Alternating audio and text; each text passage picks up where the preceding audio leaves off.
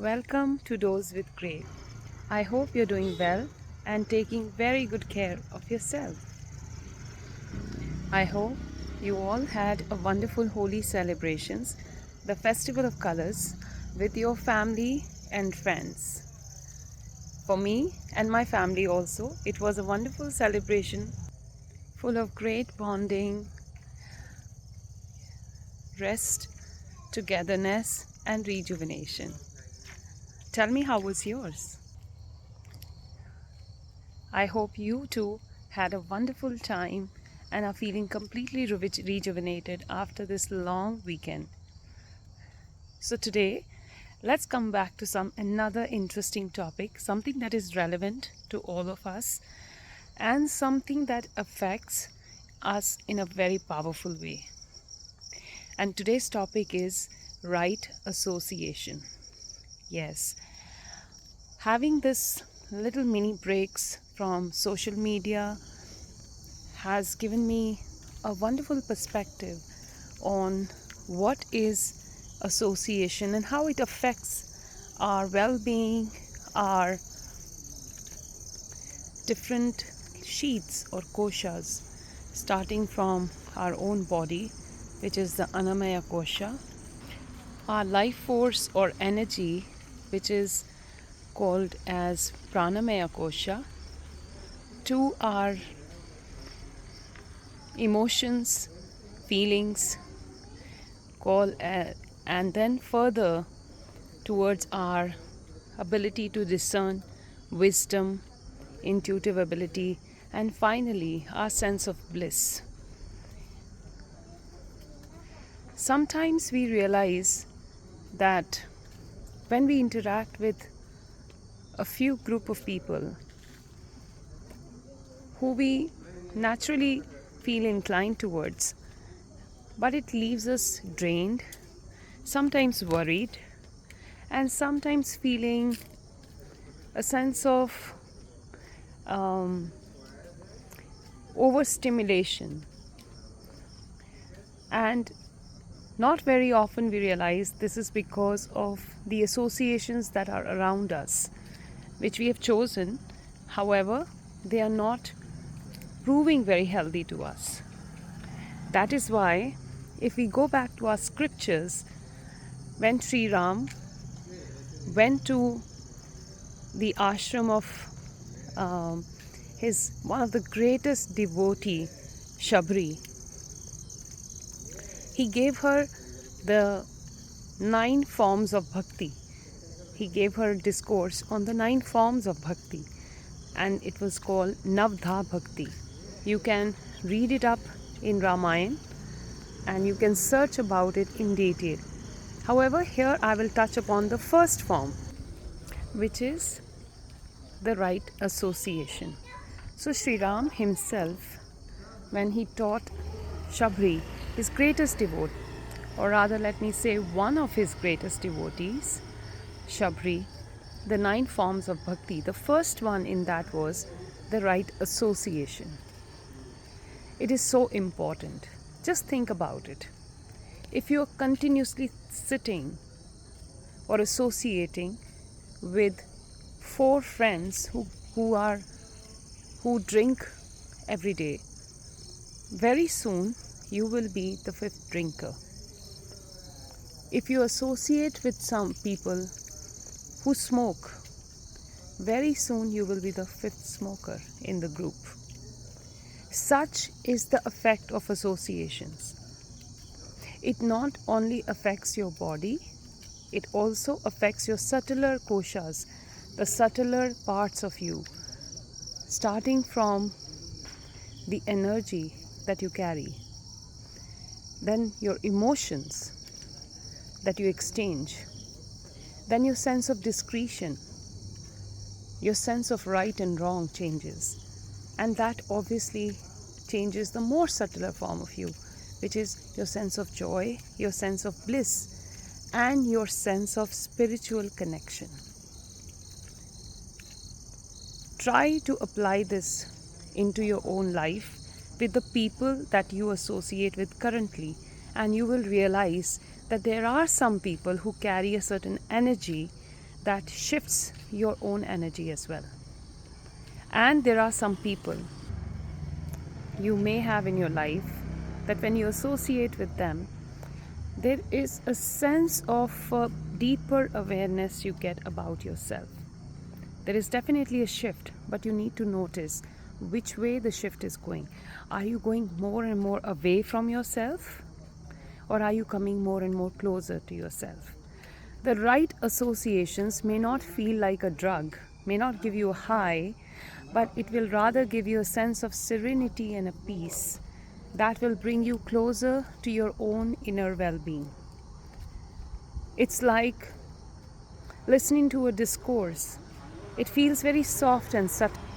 It feels very rhythmic, but at the same time, it renders something in you and affects certain subtle layers in you that awakens your own power of well-being, of inner peace, and your connection to divine. Because ultimately, we are just a drop of the ocean of this cosmic subconscious mind, which is Brahman.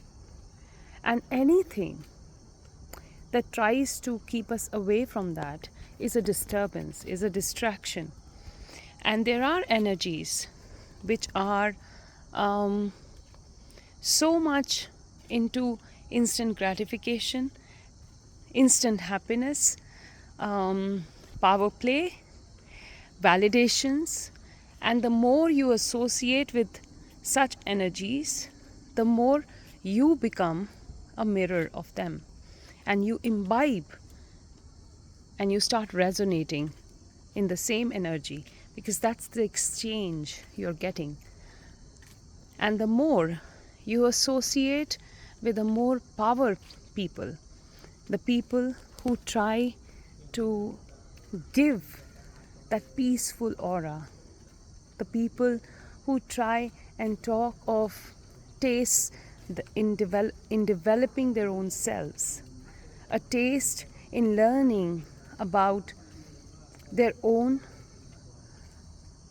potential, trying to improve themselves in areas that they want to grow in, the areas that they are maturing themselves into in. And there is always a sense of patience in growing. There's always a sense of calm in that growth, because there is a sense of faith in the divine timing. There is a sense of awareness of that grace in every conversation with such people. You feel more and more connected to your wisdom, more and more connected to your own inner guru, more and more awakened to the energy of this subconscious substratum which is holding all of us, which is extremely intelligent and extremely divine. And more, that sense of exchange gives us that sense of joy and bliss and stability of emotions, and therefore there is a sense of well-being. But it's not like you feel amazing after meeting such people. You rather feel very settled. You rather feel very, very calm. You feel very blissful.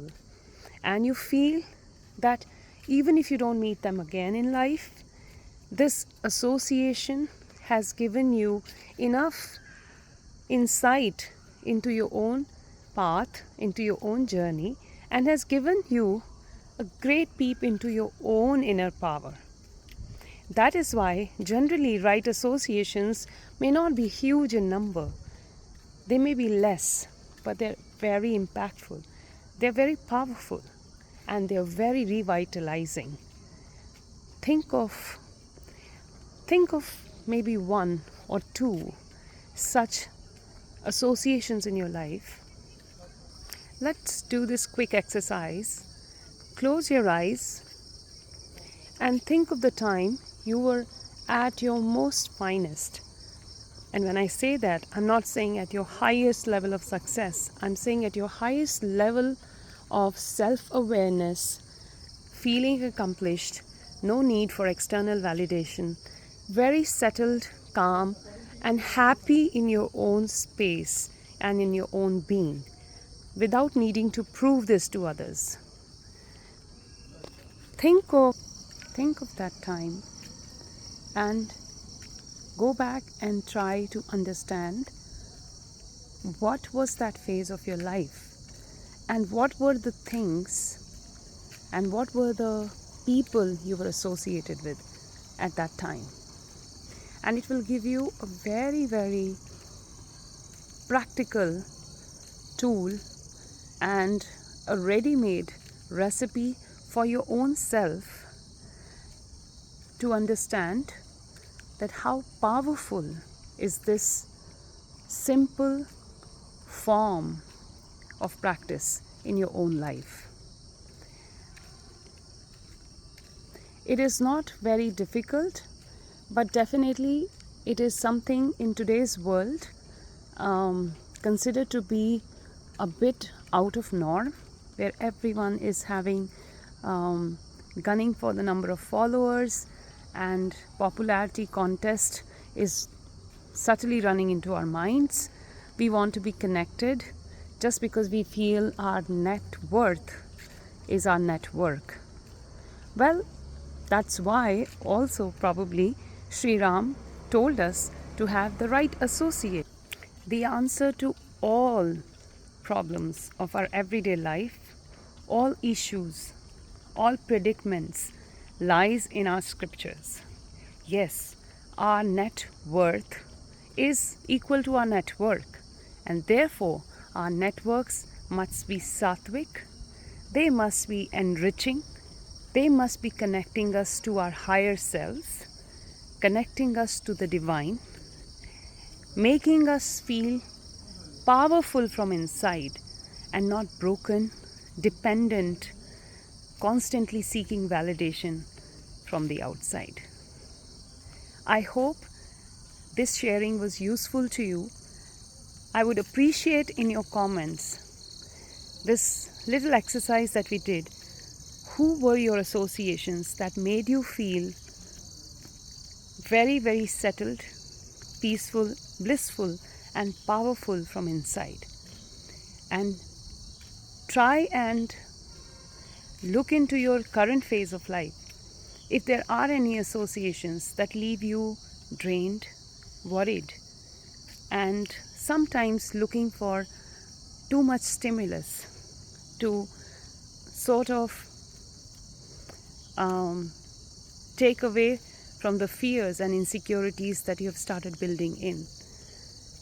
The right way is to just understand that it could not be just you, it could also be your associations that are creating this effect within you. So, checking and filtering the right people into your life is a very powerful exercise, not just for the personal well-being, not just for the mental well-being, not just for our energy healing, but also for a great sense of wisdom to emerge from within us and a great sense of joy and bliss to flow into our lives.